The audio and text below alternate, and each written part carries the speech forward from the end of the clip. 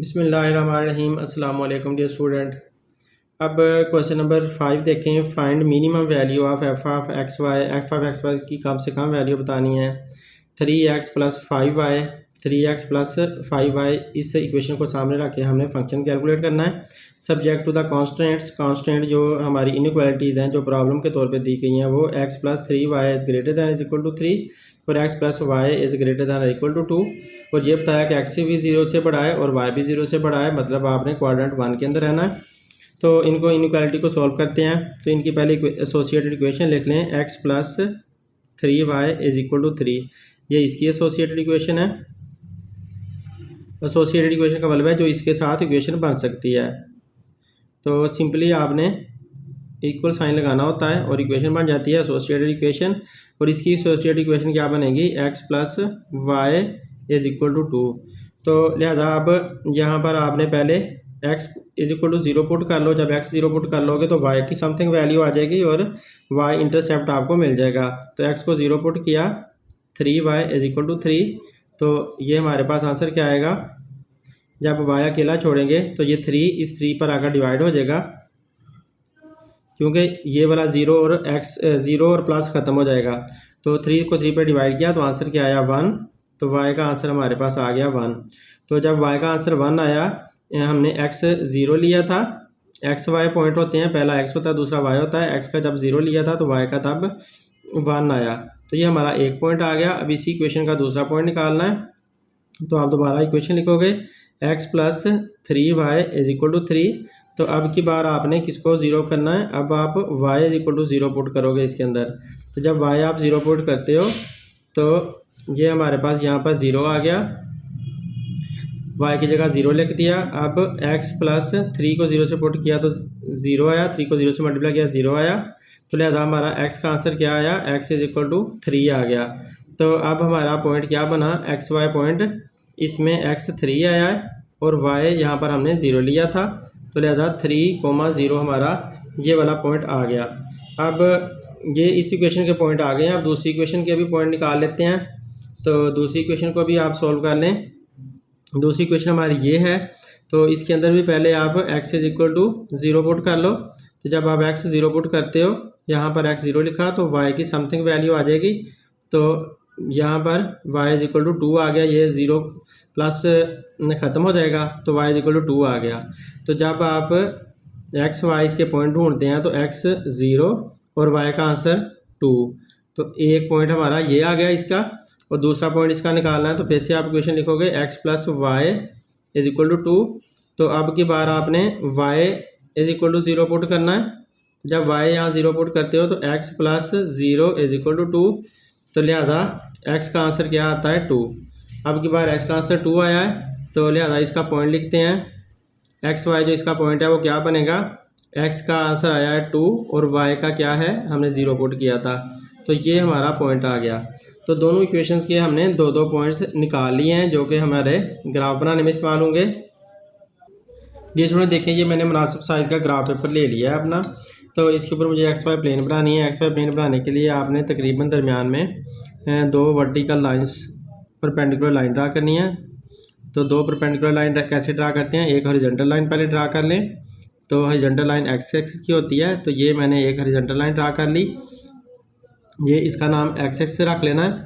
इस तरफ x positive होता है, इस तरफ एक्स नेगेटिव होता है। तो ये लाइन ड्रा कर ली। उसके बाद आप एक और लाइन ड्रा करें। तो इसको अब आपने वर्टिकल लाइन ड्रा करनी है। एक्स एक्सिस के ऊपर बिल्कुल परपेंडिकुलर होनी चाहिए ये। तो ये परपेंडिकुलर लाइन इसके ऊपर ड्रा कर ली। परपेंडिकुलर मतलब है 90 के एंगल के साथ। तो ये जो है ना वर्टिकल लाइन है, इसे वाई एक्सिस कहा जाता है। ऊपर पॉजिटिव वाई एक्सिस है तो नीचे नेगेटिव वाई एक्सिस है। नेगेटिव को डैश से ज़ाहिर करते हैं। यहाँ पर इसका ओरिजिन पॉइंट होता है, जहाँ पर एक्सिस और वाई एक्सिस एक दूसरे को काटते हैं वो ओरिजिन होता है। ओरिजिन में एक्स भी 0 होता है और वाई भी 0 होता है। तो दोनों को मैंने 0 0 लिख दिया। इस तरफ सारे पॉजिटिव हैं एक्स के, इस तरफ सारे पॉजिटिव हैं वाई के, इस तरफ सारे नेगेटिव हैं एक्स के और इस तरफ सारे नेगेटिव हैं वाई के। तो इस तरह से ये हमारी एक्स वाई प्लेन तैयार हो चुकी है। तो ये स्टूडेंट अब इनके ऊपर हमने ग्राफ ड्रा करना है अपनी इक्वेशंस का। तो इक्वेशन हमारी क्या थी? पहली इक्वेशन हमारी थी x plus 3y is equal to 3, ये इक्वेशन थी। यहाँ इक्वेशन लिख लेते हैं x plus 3y is equal to 3। अब इस इक्वेशन के पॉइंट कौन कौन से आए थे? एक पॉइंट इसका आया 0 1 और दूसरा पॉइंट इसका आया 3 0। तो एक 0 1 पॉइंट था, 0 1 वो लिख लिया, फिर कोमा लगाकर 3 0 दूसरा पॉइंट लिख लिया। यूँ इसके पॉइंट आ गए। अब दूसरी इक्वेशन ढूंढें। दूसरी इक्वेशन हमने, ये वाली हमारी इक्वेशन थी x plus y is equal to 2 और इसके पॉइंट क्या थे? एक 0 2 था और एक 2 0 था। तो ये वाली इक्वेशन भी लिख लो, x plus y is equal to 2, ये मैंने इक्वेशन लिखी। और एक पर इसका पॉइंट था 2,0 और एक इसका पॉइंट था, पहले ये वाला पॉइंट लिखना था, कोई बात नहीं, 0,2। तो दूसरा पॉइंट मैं अब यहाँ लिख लेता हूँ, आगे पीछे पॉइंट लिखने से फ़र्क नहीं पड़ता डियर स्टूडेंट, 0,2। तो ये हमने दोनों इसके पॉइंट्स निकाल लिए। अब देखें, ये जो है ना, यहाँ पर 2 है, ये भी 2 है, ये 1 है, ये 3 है। तो ये बहुत छोटे छोटे से नंबर हैं। छोटे नंबर को जब ग्राफ पेपर पर ड्रा करेंगे ना, तो ये डॉट बहुत करीब करीब आ जाने हैं, तो जिसकी वजह से इतना प्यारा ग्राफ नहीं बनना, अट्रैक्टिव ग्राफ नहीं बन पाएगा। तो अगर मैं सेम वैल्यू ले लेता हूँ, तो इसलिए हम ऐसा करते हैं कि कोई फैक्टर ले लेते हैं जिससे हम मल्टीप्लाई कर लेते हैं, ताकि ये वैल्यूज़ बड़ी हो जाए। तो सबको मल्टीप्लाई करना, ये याद रखना। तो मैं ऐसा करने लगा हूँ कि मैं ना अब की बार इनको सब को 3 के साथ चले मल्टीप्लाई कर लेता हूँ। तो 3 के साथ 3 2 6 आ जाएंगे, फिर भी इतने बड़े नहीं आने। 4 के साथ करते हैं, तो 4 के साथ सबको मल्टीप्लाई कर लेते हैं। तो इस तरह से हमारे आंसर आते जाएंगे। तो इसको मैंने 0 को 4 से मल्टीप्लाई किया तो 0 ही रहेगा। तो जब 1 को 4 से मल्टीप्लाई करेंगे तो 4 आंसर आएगा। तो लिहाजा 0 4 वाला मुझे ग्राफ में पहला पॉइंट ड्रा करना है। तो 0 4 वाला 4 किसका होगा? वाई का होगा। तो 4 वाई का है, तो वाई के साथ 4 पॉइंट देखो, 1 2 3 4। तो वाई के बाद साथ 4 पॉइंट यहाँ पर आते हैं। तो यहाँ पर मैंने ये वाला पॉइंट लगा लिया। अब इसका मतलब ये है कि मैंने 4 बॉक्सेस को 1 गिना है, 4 बॉक्सेस को 1 गिना है। तो इस तरह से ये मेरा पॉइंट मिल गया। इसको नाम मैंने रख लिया 4,1, क्योंकि मैंने 4 बॉक्सेस को 1 गिना, तो लिहाजा 4,1 मेरा एक पॉइंट मिल गया। अब दूसरा पॉइंट है 3,0 वाला। तो मैंने क्योंकि 4 छोटे बॉक्सेस को 1 गिना है, तो लिहाजा 3 4 12 हो जाएगा। तो मुझे x के साथ 12 खाने आगे जाना है। तो यहाँ तक 10 खाने हो जाते हैं, फिर ये 11 और 12। तो यहाँ पर 12 बॉक्सेस x के साथ आ जाते हैं। तो ये वाला जो है ना 3,0 यहाँ पर लाई कर रहा है। तो लिहाजा हम यहाँ पर इसका नाम लिख देते हैं 3,0। तो अब क्या हुआ कि ये 3 बॉक्सेस मिलाकर 4 बॉक्सेस मिलाकर 1 बनाते हैं। तो 4 बॉक्सेस को मैंने 1 गिना हुआ है, तो लिहाजा 12 को बॉक्सेस को मैंने 3 गिन लिया। इस तरह से मेरा ये वाला पॉइंट यहाँ पर बन गया। आप देखो पॉइंट दूर दूर आ गए हैं। अगर मैं सेम इसी तरह लेता तो बिल्कुल करीब करीब आ जाने थे, खिचड़ी बच जानी थी। तो अब इनको आप मिला देते हैं हम पॉइंट्स को। तो इस तरह से हमारा ग्राफ बन जाएगा इसका, इस इक्वेशन का। तो इनको मिलाते हैं। तो देखें, इनको इस तरह से मिलाया, बिल्कुल एहतियात से मिलाना है कि इनके ऊपर से बिल्कुल लाइन गुजरे, ताकि हमारा आंसर बिल्कुल सही आ सके। तो अब मुझे लगता है कि बिल्कुल मैंने सही रख लिया स्केल। तो इस तरह से मैंने इनको मिला दिया। मिलाकर जितना भी बड़ा करना चाहते हो कर लो, मुनासिब सा बड़ा करें, बहुत लंबा ना करें कि ग्राफ पेपर से बाहर निकल जाए। तो इधर से दोनों तरफ एरो लगा दिए। x plus 3y is equal to 3 का ये ग्राफ है। तो इसका नाम यहाँ पर मैं लिख देता हूँ, x plus 3y is equal to 3। तो इसका ये ग्राफ मैंने ड्रा कर लिया। अब x plus y is equal to 2 का ग्राफ ड्रा करना है। तो इसके भी देखो 2 0 छोटे छोटे पॉइंट हैं, इसको भी 4 से ही मल्टीप्लाई करना है। जब ऊपर वाले को 4 से किया है तो इनको भी 4 से करना है। तो इसको 4 से मल्टीप्लाई करेंगे तो ये 8 बन जाएगा, 8,0 आ जाएगा। तो हमने 8 बॉक्सेस लेने हैं। तो ये x के साथ है और ये y के साथ है। तो x के साथ 8 बॉक्सेस लेते हैं। x के साथ 8 बॉक्स कहाँ से आते हैं? 1 2 3 4 5 6 7 8। तो यहाँ पर x के साथ 8 बॉक्सेस मिल जाते हैं। तो इसका नाम क्या रखना है? इस पॉइंट का नाम हमें क्या मिलता है? इस पॉइंट का नाम हमें मिला 2,0। 2,0 नाम वही रहना है बेटा, नाम नहीं चेंज होना। नाम वही रहना 2,0 ही। हमने जो बड़ा किया है हमने अपने दिमाग में सोचा है कि हमने 4 बॉक्स को 1 कहना है, तो फिर अगले 4 को 2 कह दिया, तो इस तरह 8 बॉक्सेस को हमने 2 कहा हुआ है। तो अब ये भी 0,2 है, तो ये भी 0,8 बन जाएगा, क्योंकि 4 के साथ मल्टीप्लाई करेंगे तो 8 आ जाएगा। तो लिहाजा आप y के साथ अब 8 ऊपर जाओगे, 1 2 3 4 5 6 7 8, तो यहाँ तक आप ऊपर चले जाओगे y के, क्योंकि ये y का पॉजिटिव है यहाँ पे, तो यहाँ पे आ गए। तो यहाँ पर बना 0,2, तो 0,2 ये वाला यहाँ पे आ गया। तो इस तरह से हमारे इसके पॉइंट भी मिल गए। तो इसका आप ग्राफ बना देते हैं इस इक्वेशन का। इस इक्वेशन का ग्राफ इन दोनों पॉइंट्स को मिलाकर बनना है, तो इन दोनों पॉइंट्स को मिला दो यार, ये इन दोनों को मिला दिया, ध्यान से बिल्कुल मिलाना है, बिल्कुल दरमियान से लाइन गुजरे पॉइंट के, पॉइंट भी बारीक होने चाहिए। मैं मोटे पॉइंट लगाता हूँ क्योंकि मुझे वीडियो बनानी है, आप लोगों ने बारीक बारीक से पॉइंट बनाने हैं, बारीक लाइन ड्रा करनी है, तो फिर ज़्यादा सही बनता है ग्राफ।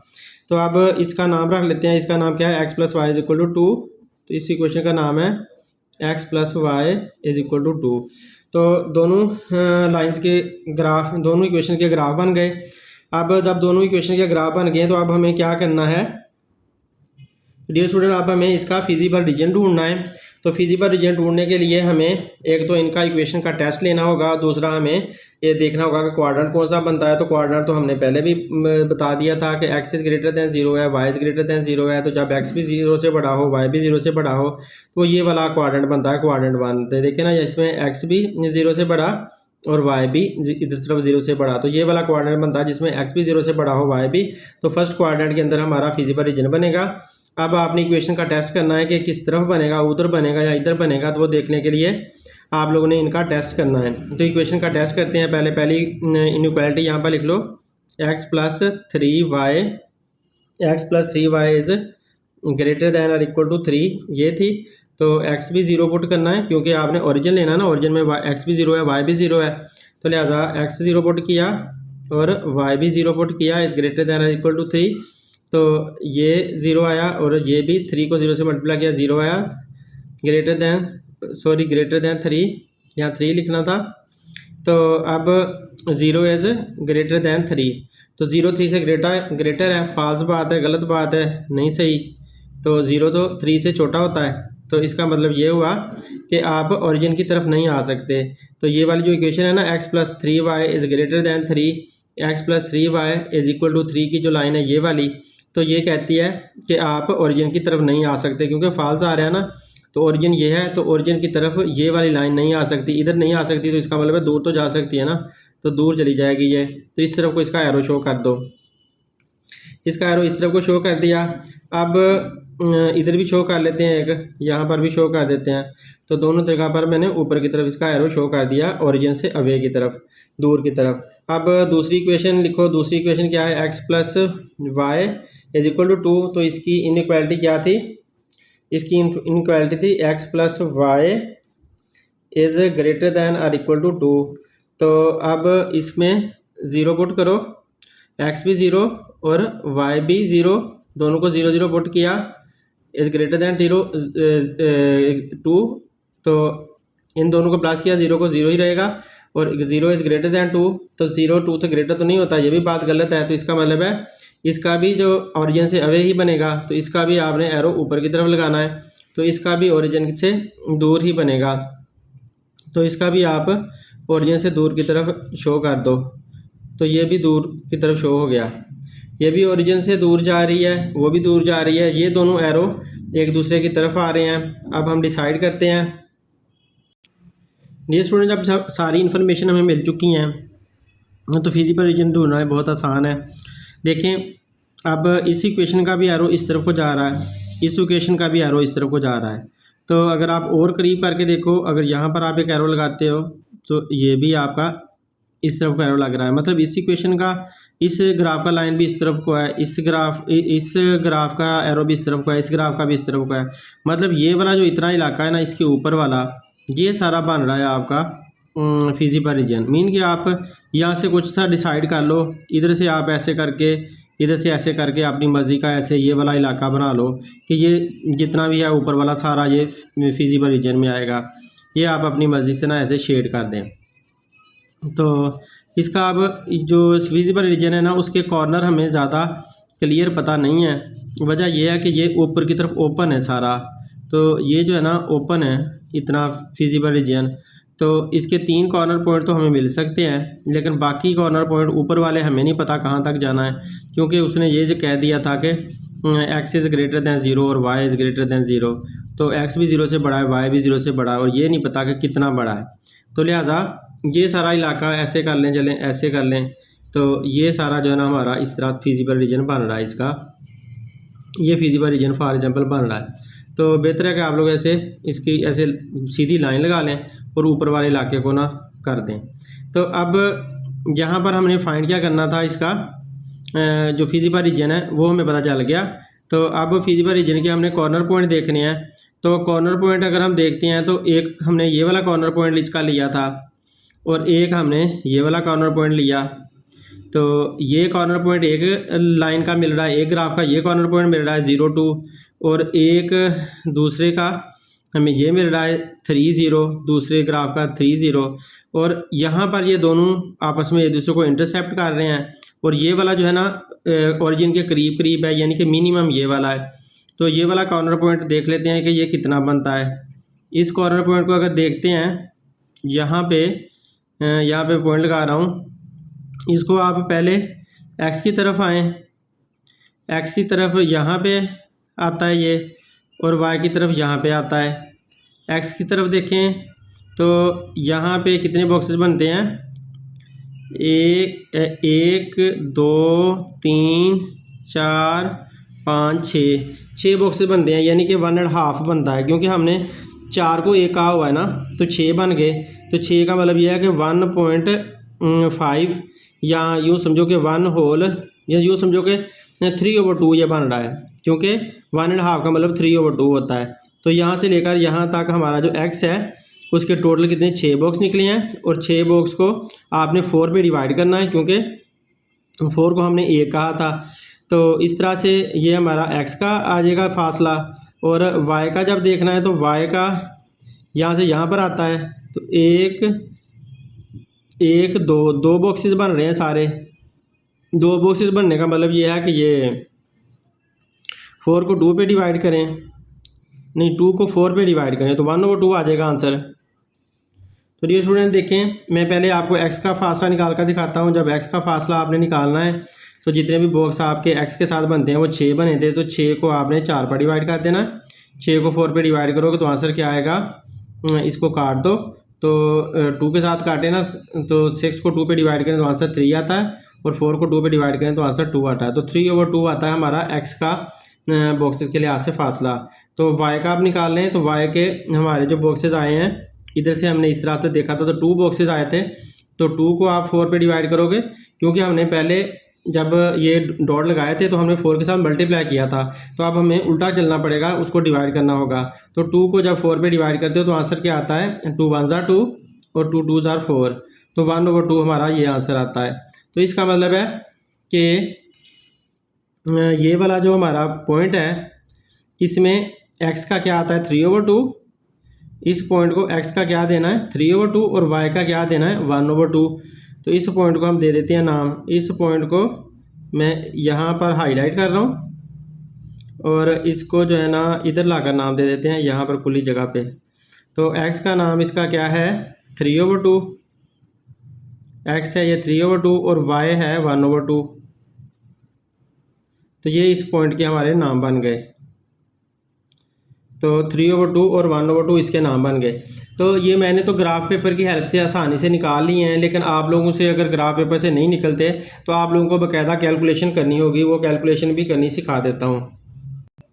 तो डियर स्टूडेंट, आप लोगों ने क्या करना है कि अपनी दोनों इक्वेशन लिख लेनी है। तो एक इक्वेशन हमारी थी x plus 3y is equal to 3, और दूसरी इक्वेशन थी x plus 2y x plus y is equal to 2। दूसरी इक्वेशन ये थी। इनमें देखो दोनों में x बराबर बराबर है, तो इसका मतलब है हम x की मदद से इनको काट सकते हैं। दोनों का x बराबर बराबर है, ये बड़ी अच्छी बात है। तो इस दूसरी इक्वेशन को नीचे ला कर लिख लें। इसके नीचे ला कर लिख लिया। अब दोनों का क्योंकि x बराबर बराबर है, इस वजह से आप ऐसा करोगे कि इनको आप माइनस कर दो। माइनस करोगे तो ये पहले प्लस का है, हमने माइनस का साइन लगा दिया। ये पहले प्लस का है, हमने माइनस का साइन लगा दिया। ये भी 2 पहले प्लस का है तो हमने माइनस का नया साइन लगा दिया। अब नए साइन को आपने कंसीडर करना है, तो माइनस का x और प्लस का x एक दूसरे को कैंसिल आउट कर देंगे। अब 3y में से माइनस का 1y निकल जाएगा, तो आंसर क्या आएगा? माइनस के 3y में से माइनस का 1y निकला तो आंसर आया प्लस का 2y, और इधर से 3 में से 2 निकाला तो आंसर क्या आया? 1। तो y का आंसर यहाँ पर क्या आया है? 1। ये 2 इधर मल्टीप्लाई हो रहा था, इधर आकर डिवाइड हो गया, 1/2 y का आंसर आ गया। अब आपको x का आंसर ढूंढना है, तो आप इनमें से कोई सी इक्वेशन पिक कर लें। तो जैसा कि मैं x + y = 2 ये वाली इक्वेशन पिक कर लेता हूँ। तो इसके अंदर जब y की जगह पर आप 1/2 पुट कर दो, तो y की जगह 1/2 लिख देते हैं, तो x का आंसर हमें मिल जाएगा। तो y की जगह पर लिखें 1/2, y की जगह 1/2 लिखा, तो इधर ये 2 ऐसे ही रहा। अब x का आंसर ढूंढना है, तो ये 2 और प्लस का 1/2 इधर आकर माइनस का 1/2 बन जाएगा। तो इसको भी आप फ्रैक्शन बना लें ऐसे। अब इसको आप सोल्व करें, तो एलसीएम लेकर इसको हल करना होगा। इसको मैं यहाँ पर हल कर देता हूँ। x = अब इसका 1 और 2 का एलसीएम लेना है, तो 1 और 2 का एलसीएम लोगे तो वो 2 ही आएगा। तो लिहाजा जो एलसीएम आता है ना, उसको अंदर रखा जाता है। ये एलसीएम 2 को अंदर रखा, और इसके नीचे क्या है? 1 है, इसके नीचे 1 है, तो पहले 1 पे आपने डिवाइड करना है। तो 2 को अंदर आके 1 पे डिवाइड करोगे तो आंसर क्या आएगा? 2, रिमाइंडर 0। तो इस 2 को आपने अब ऊपर वाले 2 के साथ मल्टीप्लाई करना है। तो ऊपर वाले 2 के साथ मल्टीप्लाई करेंगे ना, इस 2 को 2 × 2, 2 ऊपर वाला ये वाला, तो आंसर क्या आया? 4। तो यहाँ पर आप लिख दोगे 4, फिर ये माइनस का साइन आप दरम्यान में लगा दोगे, और इसी तरह से फिर से आपने ये जो एलसीएम है उसे अंदर रखा और इस पे डिवाइड करना है आपकी बार।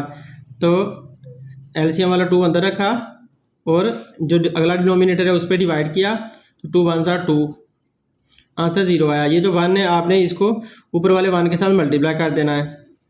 ऊपर भी 1 है, 1 × 1 = 1, तो आंसर 1 आया। तो ये 1 यहाँ पर लिख दिया। अब 4 में से 1 निकाला 3/2, तो x का आंसर आया 3/2। तो यही हमने आंसर पहले निकाले हुए हैं।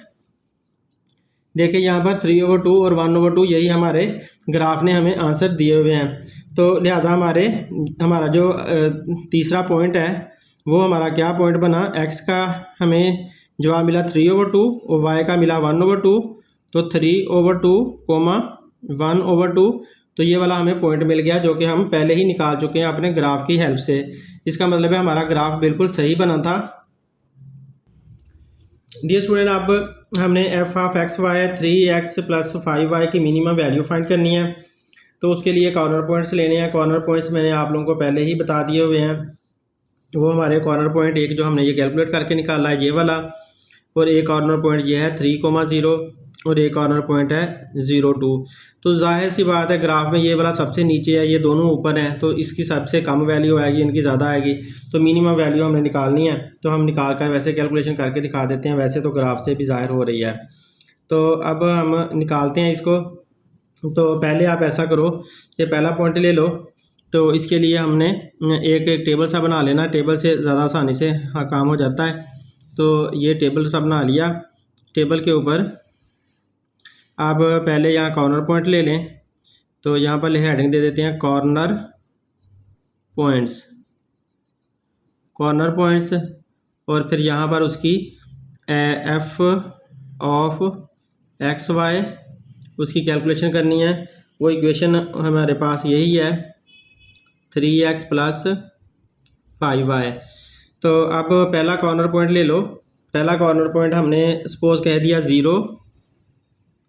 0,2 को हमने पहला कॉर्नर पॉइंट कह दिया। ये जो मेरे पास है ना, ये वाला कॉर्नर पॉइंट 0,2 वाला, इसको पहले हमने कैलकुलेट कर लेते हैं। तो इसको कैलकुलेट करने के लिए आपने यहाँ पर भी वही f(0,2) लिख देना है = ये 3x का वैसे ही आया, और साथ 0 लिखना है x का, क्योंकि ये 0 है, प्लस 5 ऐसे आया, और y का 2 है, तो y का 2 लिख दिया। अब 3 0s are 0 और 5 2s are 10, तो तो इनका आंसर निकालें तो क्या निकलता है, 0 में 10 प्लस किया तो 10 ही आंसर आया। तो यहाँ पर हमारा आंसर आता है 10 जब हमने 0,2 वाले पॉइंट को कैलकुलेट किया। अब अगला हमारा कॉर्नर पॉइंट है। अगला कॉर्नर पॉइंट हमने जो डिसाइड किया था वो वाला ले लेते हैं। तो ये हमारा अगला कॉर्नर पॉइंट बन रहा है। तो 3/2 1/2, तो ये हमारे अगला कॉर्नर पॉइंट लेना है। तो इसको ले लेते हैं, यहाँ पर लिख देते हैं 3/2 1/2, 3/2 x का है, 1/2 y का है, ऐसे ब्रैकेट में शो कर देते हैं।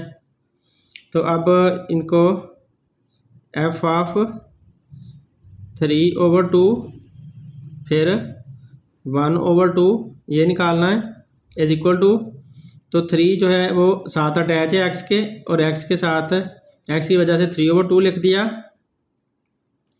फिर प्लस का साइन आएगा, ये वाला प्लस का साइन, और 5 ऐसे ही आएगा। और y का आंसर क्या है 1/2, y का 1/2 लिख दिया। तो जस्ट मैंने वैल्यू पुट की है, ये x की वैल्यू थी, x की जगह लिख दी है क्योंकि x 3x था तो 3 साथ आया और x की जगह पर 3/2 आया। फिर प्लस का साइन ऐसे ही आ गया, ये वाला प्लस का साइन, और y की जगह पर 1/2 है तो 5 साथ ऐसे ही आएगा और y की जगह पर ये 1/2 लगा दिया। तो इस तरह से मैंने वैल्यू पुट की हैं। अब देखें ये 3 3 9 बन जाता है, 9/2 आ गया, प्लस 5 1 5 तो 5/2। अब इसको सॉल्व करना पड़ेगा, दोनों के नीचे सेम है, इस वजह से एलसीएम कॉमन आ जाता है, सेम 2 आएगा, ऊपर वाले भी फिर सेम ही आएंगे, 9 + 5 ऐसे ही आएगा। 9 में 5 प्लस किया तो 14 आया, 14 डिवाइड बाय 2 करें तो आंसर क्या आएगा 7। तो यहाँ से आंसर 7 आता है। इसका आंसर हमें 7 मिल चुका है, इस पॉइंट का, इस कॉर्नर पॉइंट का आंसर 7 मिला है। अब अगला कॉर्नर पॉइंट हमारा एक और था, वो देखें। वो अगला कॉर्नर पॉइंट क्या हमने सोचा था, ये 3,0 अगला कॉर्नर पॉइंट था।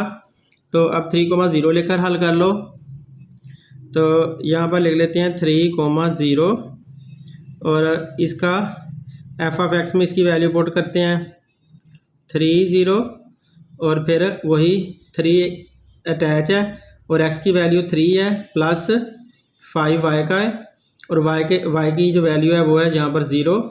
तो इनको हल करो, 3 3 9 और 5 0 0, तो आंसर क्या आया 9। तो यहाँ से जो जवाब मिला हमें वो क्या मिला है 9। तो डियर स्टूडेंट आप देखो किसका जवाब सबसे ज़्यादा आया है। तो कौन से पॉइंट का जवाब सबसे ज़्यादा आया है वो देखते हैं। तो सबसे कम किसका आया, सॉरी कम देखना है, मिनिमम हमने देखना था ना, ये हमारा सवाल क्या था, मिनिमम देखना है। तो f(x, y) मिनिमम कहाँ पर आ रहा है, वो है आ रहा है दरमियान वाले पे, इसके 7 आ रहा है। तो इसका मतलब है हम इसको लिख देते हैं f is minimum at, f minimum है किस पे 3/2 1/2, इस पॉइंट पर f मिनिमम है। उम्मीद है आप लोगों को वीडियो पसंद आई होगी। अगर पसंद आती है तो लाजमी शेयर करें, अपने दोस्तों को भी बुलाएं ताकि उनका भी बताएं, उनका भी भला हो सके। अपना बहुत सा ख्याल रखें। Thanks for watching. अल्लाह हाफिज़।